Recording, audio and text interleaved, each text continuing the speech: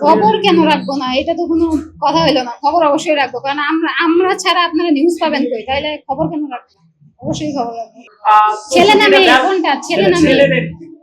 ছেলে তো অবশ্যই ভালো করতেছে তারা, কারণ হচ্ছে হামজা ভাই, এদিকে নতুন অনেক মানে প্লেয়ার আসতেছে। তো আমি মনে করি যে পাইপলাইনটা যেহেতু বিশ্বে অনেক ভালো প্লেয়ার উঠে আসছে, তো পাইপলাইনটা ঠিক করলে এবং কি সবকিছু ঠিক থাকলে ভালো কিছু হবে। আশা তো ভাই পুরাপুরি, কারণ আমরা বাংলাদেশের হয়ে খেলি, আমরা বাংলাদেশের মানুষ, বাংলাদেশ আমাদের নেশন সবকিছু। তো আমরা মনে করবো মানে আমাদের ট্রফি আমাদের কাছে থাকলে ভালো হবে। তো বাকিটা উপর আল্লাহ এবং প্লেয়ারদের ইচ্ছা। এইটা ভাই আমার এখতিয়ার না প্রশ্নের উত্তরটা দেওয়া। সরি, পজিটিভ আর অপজিটিভ এর কিছু না।